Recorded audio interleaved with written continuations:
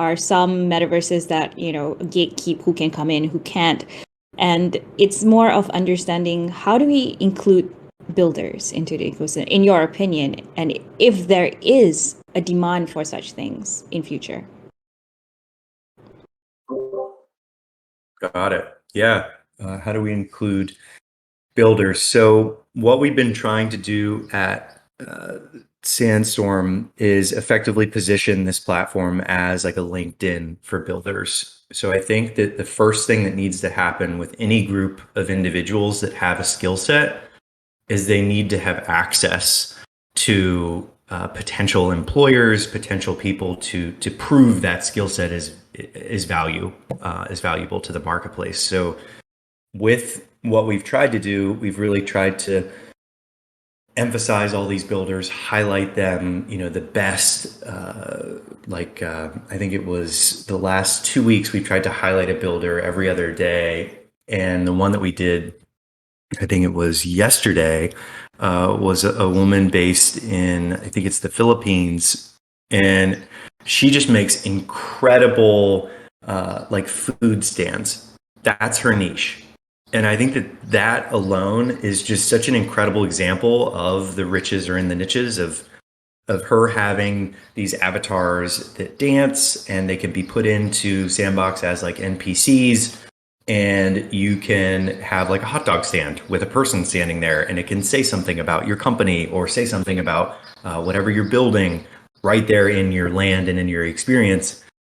And what we're seeing now is all these really unique niches starting of hat makers, shoe makers, car makers, watch makers, nightclub makers, all these different like full-blown enterprises be built. But in order for that to happen, we had to give them, that connection with companies to say, yes, what you're doing is valuable. And for anybody listening that has a young person in their family that plays Minecraft or Roblox, just tell them about the metaverse and do them a favor and tell them about it. Just say, even just a hint, like, hey, have you done any research on this? Or show it to them, because it could be life-changing. And I say that because many of these builders are doing this full-time. Hundreds are doing this full-time. And the way that works, and we've helped, a lot of, describe this to builders that come into the space from Minecraft and from various backgrounds, architects, all this stuff. They ask us, how can we do this full-time? And the answer is, if you're creating these assets, you start sharpening your skill sets and you sell them, whatever currency you're selling them in, if you can manage to get sand, or maybe RFOX token, or one of these tokens that you can hold on to and stake and hold on to with a multiple. For example, Sandbox has their token Sand. When you own a piece of land and you stake, you earn a 1.1x multiple. So these creators and builders that are coming into the space sell their NFTs that they've created for sand, or for whatever currency converted to sand, and they stake on like a 1x1 plot of land they own, and they're making enough to be a full-time income, and continue to build and continue to sell these NFTs. And it's this cool flywheel that they have. And I can't emphasize that enough for the early stages. Is the people that are these pioneers are going to be rewarded greatly, because I'm sure Bitcoin Benny can attest to this, and anybody else on this space that's operated in traditional markets in the past. In an emerging market like this, where there's a lot of expertise and it's hyper focused and very dense, acquisitions are going to happen left and right. It's going to be a very rapid kind of buying over the next 2-3 years. I think Lala mentioned that over a projection previously in a question, but there's going to be a lot of companies that come in and say, I don't want to hire this company, I'm just going to buy the whole thing. And that is going to be a substantial amount.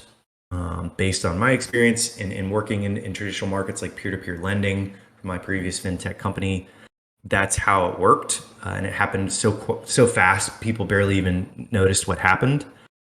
But there will be, whether it's companies that already are in crypto that have their own token and they're doing acquisitions like Tron did through their token, or it's a traditional company that just comes in with bags of cash and starts buying up development studios to bring it in house and have their own products and services built for the metaverse. There's going to be a monopolizing year.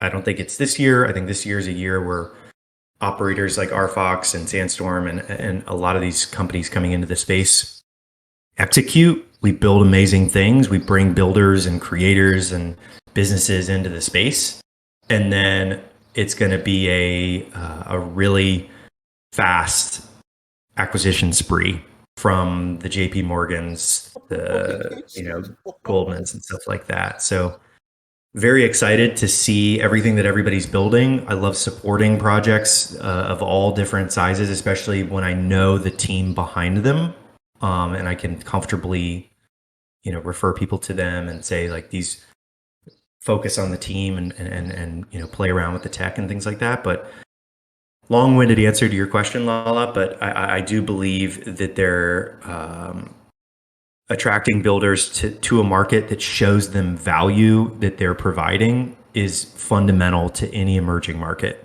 And that's kind of what we're trying to do. I think that's another great answer. And I think we're singing from the same hymn book as well, because my answer to that would be for a creator economy to sort of really exist, you can't just rely on, let's just pay people tokens and we don't have anything built and there's no revenue coming in. It's not sustainable, right? So for people to give up their jobs and for people to focus on this type of stuff full time, there has to be a stronger value proposition. And that's why we've been talking about this for the last 6 months or so, saying that, the big brands don't bring the hype, they go to where the hype is. And we are seeing a wave of the Nike with Artifact acquisition. You're seeing big brands sort of say, let's buy a team that actually understands the space, knows how to build an audience, and most importantly, knows how to execute using the tools that are available at this time. Mm-hmm. So what we've said is, and unashamedly we've said this, is that our focus is much more on bringing in creators and brands, metaverse brands that will launch from the metaverse, and to really see the RFOX Vault as being very much an acquisition platform. And we've made no bones or secrets about that, because we firmly believe that when we're talking to the big brands and trying to work with them, it's more sort of, you get to leverage off the big brand and it's brand power and it adds kudos and all the rest of it. But we don't know what we're doing. We don't know how to do it. You're using our brand name, so pay us money and we'll cover costs or whatever the case might be. And the fact is that it's slow, it takes a long time to get anything implemented. And then you're dealing with these hungry, entrepreneurial, tech-savvy, young, often cashed up people that are coming into the space and saying, we know how to build, we want to build, we're hungry to build, and we can basically position ourselves to do exactly what it is that you're talking about. And it puts us in an attractive position to be acquired. And if we can build a reputation for launching brands that were born in the metaverse, and as I said on the recent CNBC interview, we were saying what will happen is if these Web 2.0 brands don't move quickly to acquire brands in the Web 3.0 space and to get the teams and the tools and all the rest of it, you'll very quickly, like you said, it'll come out of nowhere.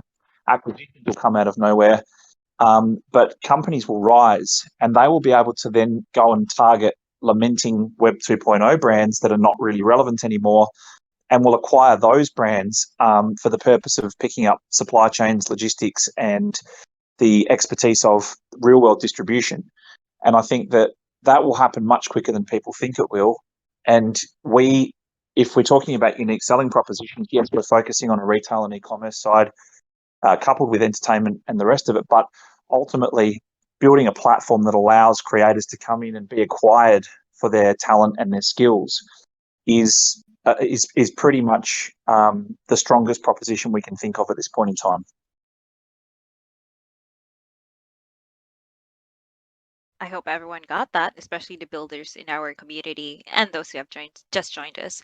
So moving on from the basic building and so on within the metaverse, we've actually also talked to a lot of people in the public sectors that want to come in.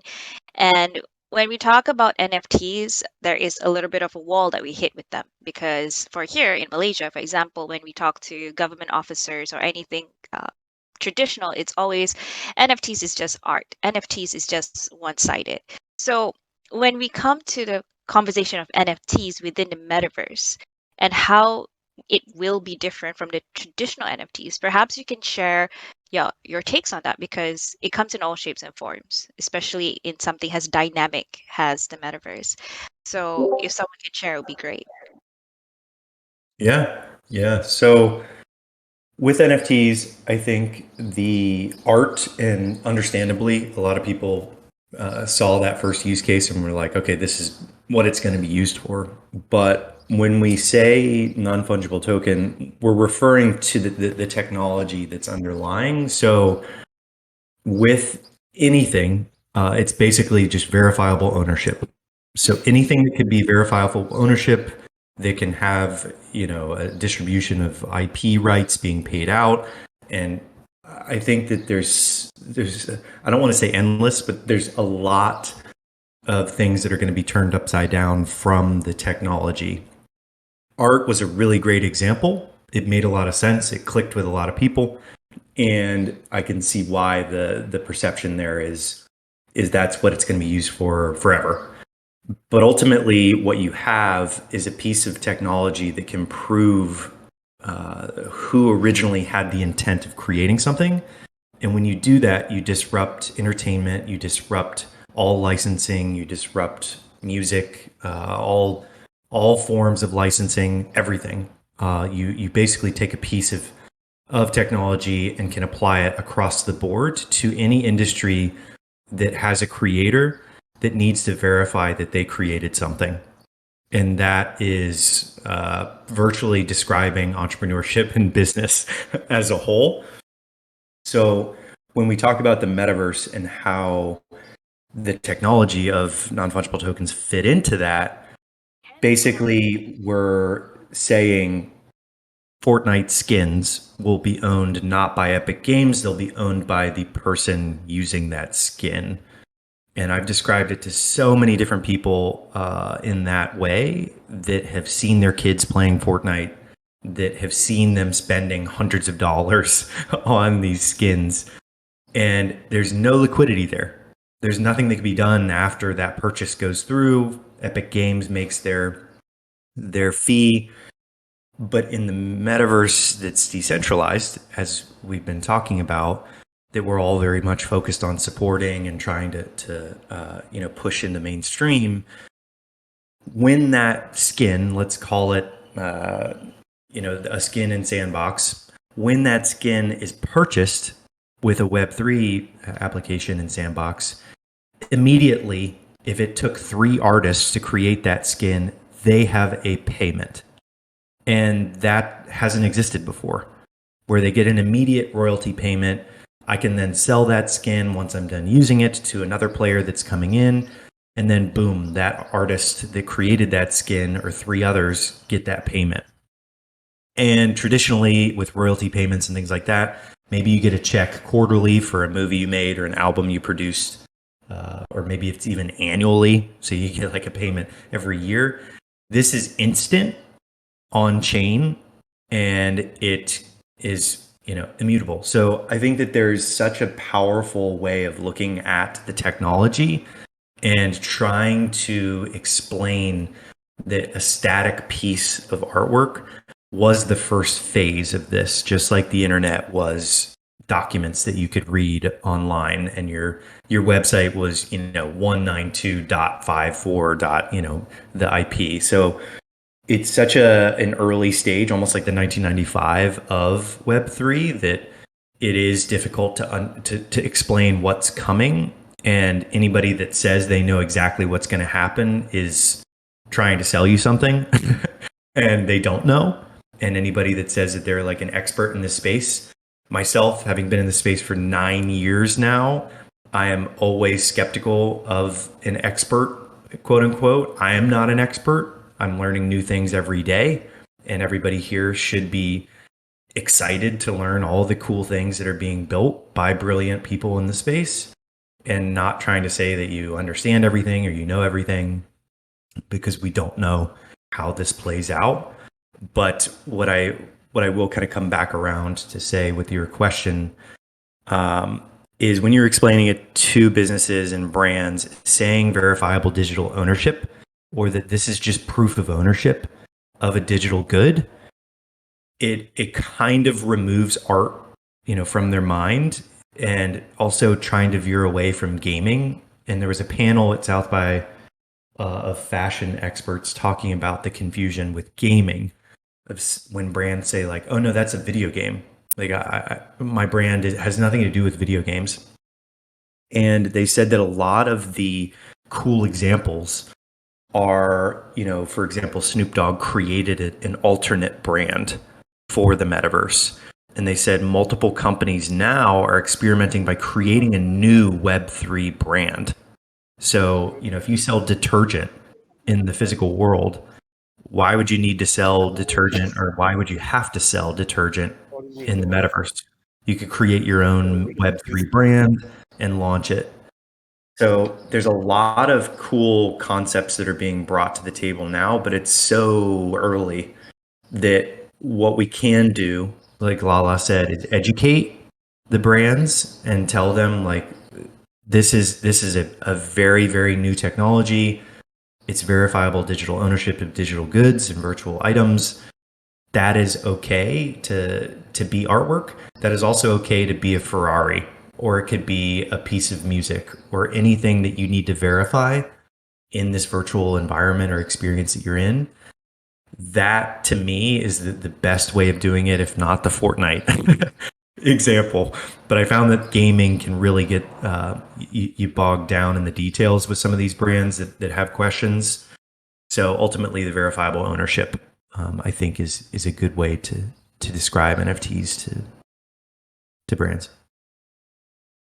Another great answer. I think I'd have to concur with the fact that, but what I think the most immediate thing we've seen is audience building, like the way that these NFT projects have brought in people and built massive communities, like in very, very short amounts of time. And that's due to the element of being able to incentivize heavily the people coming in. So that's been one thing that I think a lot of the big brands that we talk to have sort of said, we've got aging audiences, we've got non-tech savvy audiences, we don't have as much disposable income in our users as we did before. We're needing to tap into that fresher, younger audience. And the very interesting thing is that, in the traditional world, if you go and study, I'll use JP Morgan because that's what you mentioned before, but you go study finance, for example, and you say, I want to go work at a prestigious firm like JP Morgan. In the metaverse and Web 3.0 space, none of those companies exist. So this is the first real ground zero type of opportunity. And as you said, I think there'll be a tussle between the side brands or branch brands and the lure of having the ability to be able to be the next JP Morgan. And you're talking about uncharted territory. And as you said, no one knows how this thing's going to end or what it's going to end up being. And I think the fact that people see this as a sustainable way to be able to plant the seeds for what comes next, to not have to follow an exact script, and where the little guy doesn't have a distinct disadvantage over someone who is a much bigger player. That's why digital inclusion needs to be such a huge focus here, because if the tools are provided and the access is provided in the right way, there's never been an incentivization model like crypto and NFTs brings to the space. And I think you're going to see people actually reinventing wheels. And that's the exciting part about it, is that you've got the sharpest minds, you've got the sharpest new minds, you've got people working together. Unfortunately, there's a lot of tribalism, as we know, but ultimately the opportunities due to the fact that there is such a lack of infrastructure is what people should be getting excited about. So for younger people that are listening tonight, thinking to themselves, how can I get involved or what can I do? The thing is, where you end up is completely up to you. And that's the difference between what Web 3.0 and the metaverse offer to the traditional world, because it is a much harder grind and it is a much harder proposition. And this provides a real chance for people to get in and make a name for themselves. Yeah, I wanted to piggyback off that with young people listening to this that want to get involved. I get this question quite a lot of, there's not a place for me. I'm not a programmer. And when you're creating a brand new industry, effectively, there's a place for everyone. And it can kind of get confusing on social media with traders and people that are posting charts, and then you have programmers that are arguing about which chain to be on and things like that. But ultimately, any new market needs people that are community builders, just like Bitcoin Benny was mentioning, and just people to help contribute. Because with DAOs and things like that are coming out, there needs to be activity that takes place. And you can go into any community that you like, whether it's RFOX or SandStorm or CyberKongs or Sappy Seals or any one of these amazing communities out there, and just start talking to people, start having fun. Like Bitcoin Benny said, you can get involved financially. That is incentivizing a lot of people, but ultimately you can just get in there and start talking and have fun. Subducks, I think, has done an incredible job of community building, probably the best one I've ever seen. And I go in there, even having sold my my Subduck a long time ago. I go in there from time to time just to get a fun little boost, because it's such a great community. And those types of relationships that are digital, soon to be virtual, in this virtual experience that is the metaverse, I truly think that there's a place for everyone to contribute in any capacity, whether you're a writer, a designer, a videographer, whatever you're working on. There's always a community out there that could use your help, and you don't have to generate money or millions of dollars immediately. You can just be part of something. And I really like to mention that for young people out there that feel like there's not a place for them. And there is. Moral of the story, there is a place where you can go hang out, make friends. And I think it's important to experiment and figure out which communities work for you as an individual. But it is a telltale sign when you can see the best engineers in the world, the best talent, the smartest minds coming into Web3 in mass right now. You should be actively contributing however you can in any, whether it's 30 minutes a day, 1 hour a day, 10 minutes a day, whatever you can do to get your foot in the door is something that I recommend for every young person now, because there's only a few opportunities in your life that you get like this. When a new industry is created and a new technology comes out, things like the television, radio, all these things have come out and really spun up in a huge way and changed people's lives. So I always encourage Gen Z and Gen Alpha to just poke around and have some fun, and there's no harm in it. Instead of playing Fortnite for an additional 30 minutes, just jump into a Discord chat and learn a couple things. And yeah, try to enjoy the ride, because this is not something that happens every day.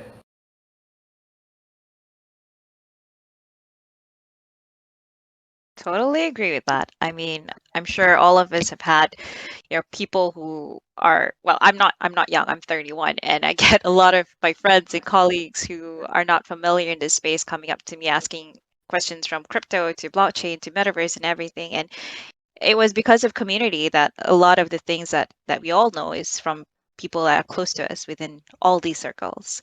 So thanks so much for sharing with us, Steve and Ben. And I'm opening up the floor to anyone who may have any questions, because we are 10 minutes away from cutting this off. So feel free, guys.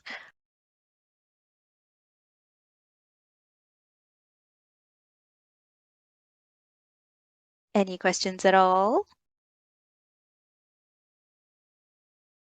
I do see one in the general chat. It says, because my computer shut down on me, I lost the recording. You told us. Sorry. So, yeah, I think just a quick overview is that SandStorm is connecting builders with brands, and it's on mainnet Polygon and mainnet Ethereum. It's just sandstorm.co if you want to go check it out. There's more information there.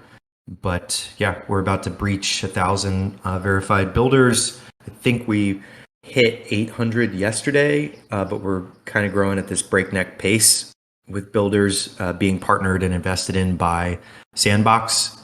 They're sending a lot of amazingly talented builders to us. So yeah, check it out. Alrighty. Steve, Questions? question, Steve.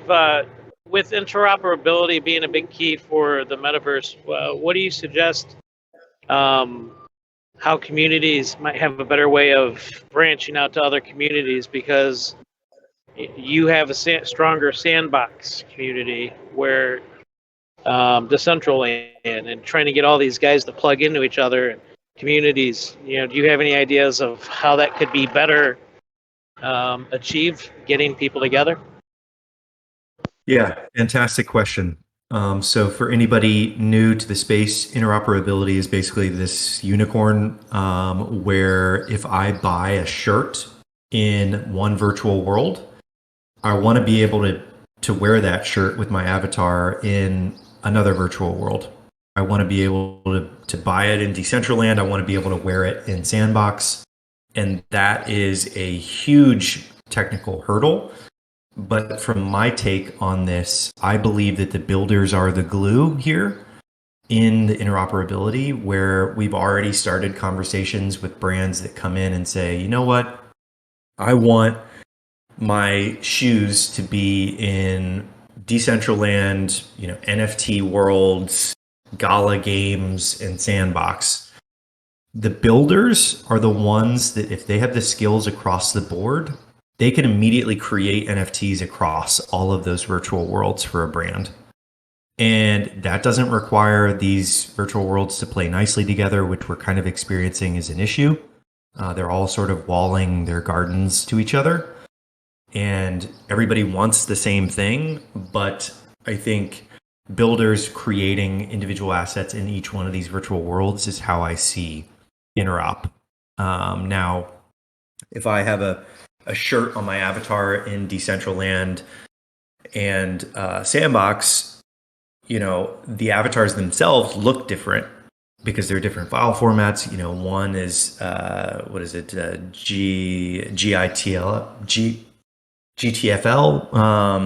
GetFL, and then Vox files are for Sandbox. So it's like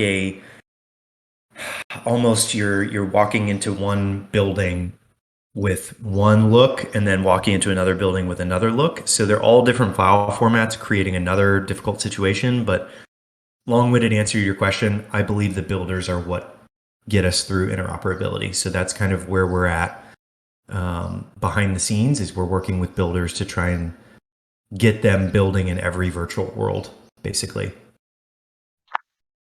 And to your point as well, you also have the added complexity of IP rights, where certain worlds pay for a brand's IP rights for a particular period of time, and people will assume that Sandbox don't want to play with the Decentraland or whatever it might be, when in actual fact it's exclusively to that space, or you end up in a situation like you did with F1 Delta and Animoca. I think we haven't even seen the beginning of those types of issues yet, because a lot of these contracts haven't run their course yet.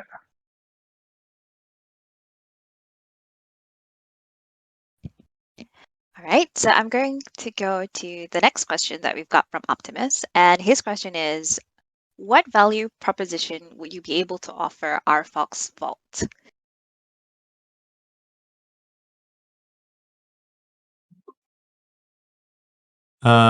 Yeah, I mean, it's a good question. I think there's a lot that we can collaborate on with RFOX. I think SandStorm is a community first driven company. So, we have a lot of active, very, very active individuals in the community that are building every day and minting on the site. So I think there'd be a lot of fun, things that we could deploy into our social hub, it was the first ever social hub multiplayer experience in Sandbox.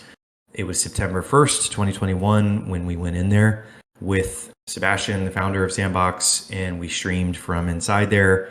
It was like a brutal experience. The audio was like cutting in and out, and it was kind of the forefront of getting into Sandbox, but we did it, and we'd love to do something within our social hub with RFOX. I think that would be a lot of fun, having an experience in there with RFOX where people could learn about it and get involved. We do that with various different projects and companies and partner with them. Like Octoheads, we have an experience in our social hub for them. With Alpacadabras, an amazing project, we have an experience for them in the social hub. With V-Empire, a really cool Roman-themed project, we have an experience for them in our social hub. CyberKong's probably one of the biggest brands in the entire space. We have an experience for them in the social hub. So something like that is how I see a possible collaboration that we could really help supercharge the education front here across both communities. And also, in addition to that, like you said, you're building a tremendous community of developers. And as we open up our creator economy shortly after we sort of get the first iteration going, we're going to be very, very much looking for developers and builders that can come in and add value to the metaverse. So that's also another key opportunity, I believe.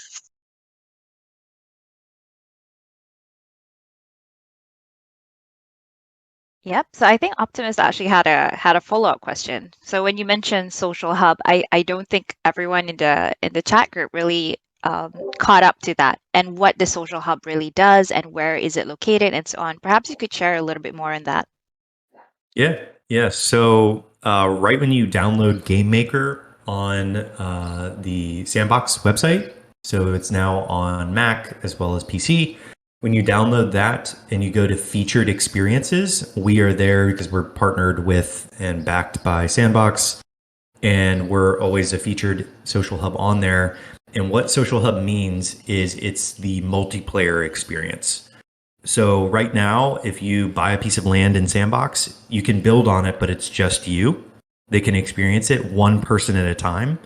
So on September 1st, what we did was opened it up to 40 people capped. And we're still actually capped at 40 people. But when it goes over 40 people, it spins up a new instance of a social hub and more people can come in. So we've actually had, I think it was 5 or 6 social hubs spin up at once during one of our weekly streams. And you can go in there, you can see each other, you can interact with each other and see what the latest features of Sandbox are.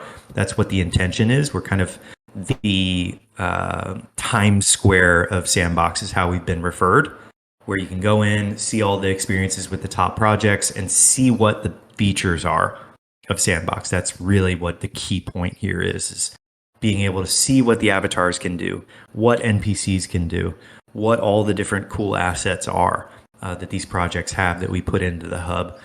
And it is easily one of the most trafficked, if not the most trafficked social hub where multiple people can go in Sandbox right now. And we're really excited to make some announcements over the next couple of weeks here on partnerships that are coming into the hub. So you definitely want to check that out under Game Maker. Awesome. So we're going to take one last question before we wrap up tonight. And I think this is basically a question that Benny, we would love to hear your thoughts too, and Steve definitely as well. When do you see this vision of builders, artists, creators all becoming a full metaverse, Web 3.0, etc., coming full circle like the internet did? And what stages are to come? I think personally, from my perspective, that a lot of what is happening and what will happen will be prior to the formation of complete metaverses. And as a result of that, that will largely influence what those metaverses look like and do. And I think you'll get a coming together of all of these people. Like Steve said so aptly before about the walled gardens, I think we've seen this with mobiles, telecommunications. We've seen it in every industry. It doesn't work. You can't just have a separate system to a GSM or 4G because you want to be different. The thing is that I think that what will happen is people will learn to work together, and more importantly, they'll learn that there is more money to be made, value to be had, and that will all click together sooner than people think.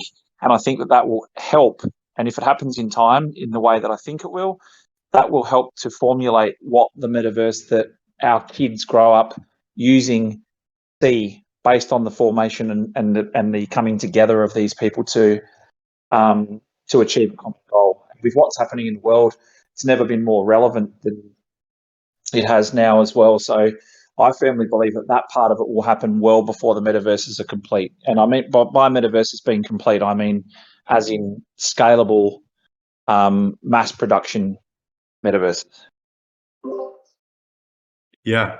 And just a fun thought exercise for everybody on the call. I agree with what Benny said.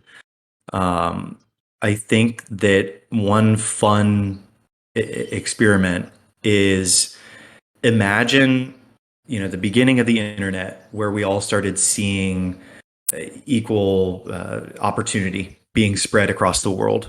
Like if you were in India, you could get a remote job from someone in San Francisco, let's say. Now, what you have is, that was done via text. You could send updates to each other here on Discord, on Slack. What's about to happen over the next 5 years is geography for getting employment is not going to matter. So with the metaverse, I can get a job from someone in Australia right now, and I can go and be with them in a virtual office and submit work, go to meetings, spend my day with them in a virtual experience. And the lines of geography are blurred completely. And this kind of thought process around geography being, still somewhat important because you have your environment, you have your weather and things like that.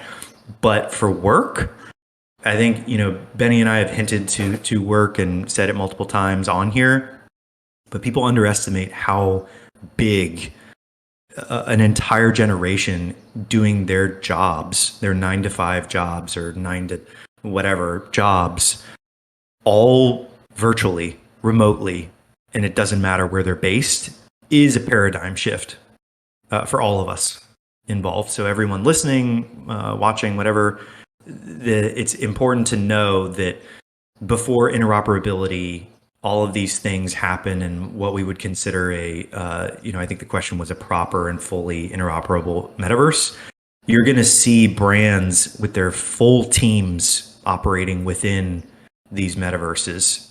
And that is kind of how I see the next 5 years playing out, where a whole generation of the workforce will be able to hang out with each other virtually, do projects for businesses all virtually, no matter where they're based. And it's all based on skill. And you're just hired in this virtual society and able to contribute to the businesses that are there already. And I think that that's something fun for everybody to think about for what the metaverse can be in the future with businesses.